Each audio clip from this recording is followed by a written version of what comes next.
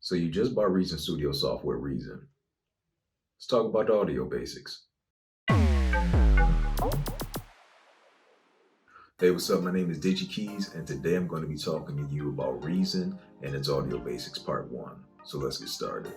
So Reason receives, generates, and plays back digital audio. And digital audio is the representation of sound that's converted into digital form. And that form that you see are numerical values that can be represented by zeros and ones. So if you want to record and play back audio, you're first going to need to convert from analog to digital, and then from digital back to analog for playback. And that conversion is mostly handled by your computer's audio card or through an external audio interface that can be connected by either FireWire or most likely USB.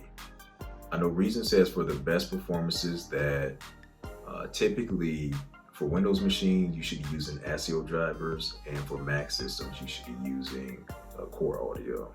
To receive and deliver digital audio to your sound card or your audio interface, Reason uses the drivers that's selected in the preference menu. And I'll show you right now.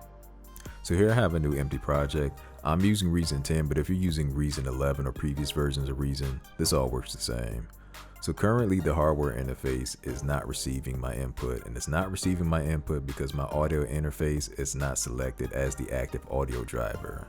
So if I would like to change that, I need to go to Reason, I need to go to Preferences, I need to click Audio, and in this audio device part, I click the down arrow, and this will show me all the available drivers and all the available interfaces on my system. And so for me, I want the audio box USB 96. And as soon as I select that, you can see that Reason begins to receive input. So the hardware interface contains 64 inputs and 64 outputs. And it has 2 sampling inputs. And these can be used for sampling to devices within Reason.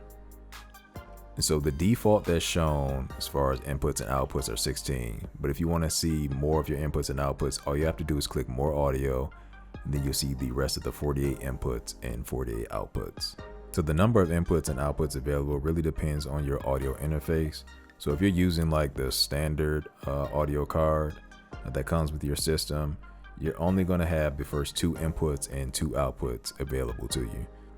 So one thing about Reason, to be able to record audio in the sequencer, you never have to connect any cables to the audio in jacks of the hardware interface. So all the routing is done internally. So now when you're ready to record, and I already have an audio track here, but if you didn't, all you need to do is go to Add Device and click Audio Track.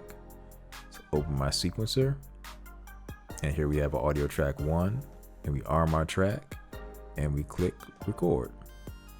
And testing 1 2 3, testing 1 2 3. And there you have our first recording. So with this video, I just wanted to give a quick intro to audio basics and simple recording in Reason. So in part 2, I'm going to be getting more into sample rate, bit depth, latency latency and other things that affect audio quality. So I appreciate you watching. I thank you for tuning in. Like, subscribe, hit the notification bell. Other than that, I'll see you next week.